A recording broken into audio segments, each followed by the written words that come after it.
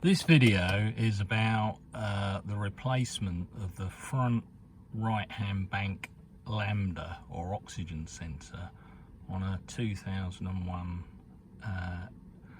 Jaguar XKR. I looked on the internet and there was nothing about where it was or anything for this particular make, so I thought I'd make this video. First thing you'll probably notice about it is the engine warning light. You know, when it comes up here, the orange one, and you need to sort of determine what's causing that. I've got one of these little computer things, really cheap one that I've had for years, and it's got what looks like a sort of SCART socket on it here that plugs in. Now it's down by your right knee here,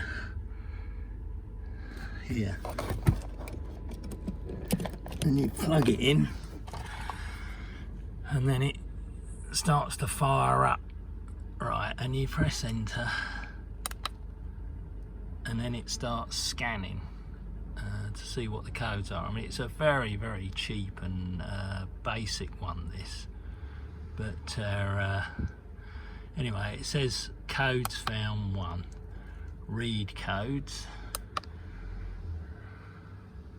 Right, now that P1646 is the code for the right hand bank front oxygen sensor or Lambda sensor. I know that because you can look it up online and it tells you what it is.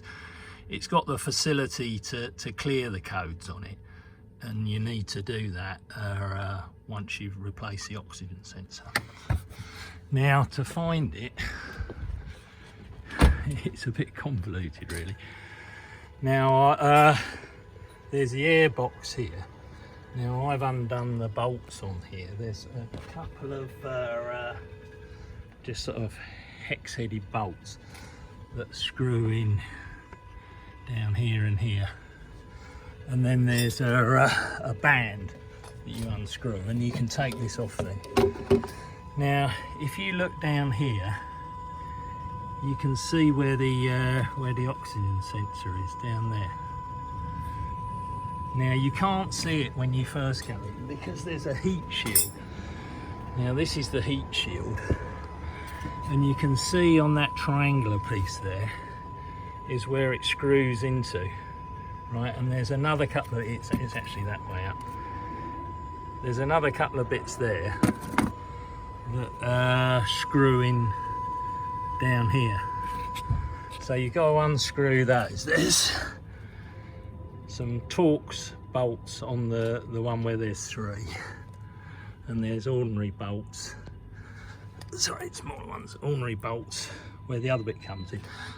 Now I used a flexible drive screwdriver to get at the Torx nuts or bolts with a flexible thing on it. They're a bit difficult to get at.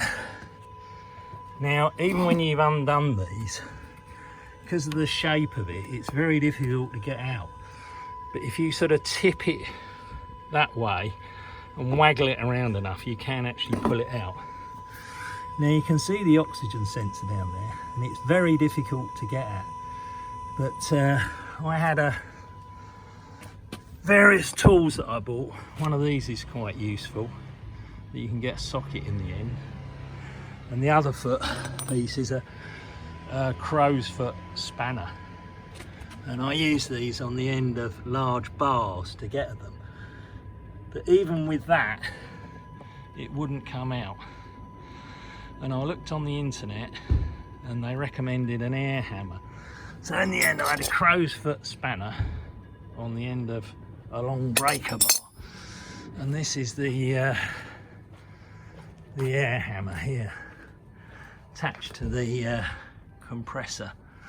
Now this is a really cheap one that came from Lidl several years ago, and I've never used it before, but you basically put that against the breaker bar when it's on the nut, and if you do it enough times it will actually break it. I was very skeptical, but it does actually do it. And then it's just the sort of reverse. It's easier getting it back, but it's still a bit tricky tying it up. The plug that it plugs into is clipped on down here, and you can unclip it and clip the plug in. The wires are held in place by a cable tie that carry, you know, several other cables as well. I couldn't get to that to clip the cable tie, so in the end I just cut through the wire on the old Lambda sensor, and you can then pull it through. Then, as you can see, this is pretty gummed up. I mean, it's been in there for 24 years, but anyway, it is quite tricky, but in the end I think if you persevere with it, then you'll get it in. That's the new one in there now, but it took me a long time before I could get it out. Anyway, hopefully it's helpful to you. Cheers.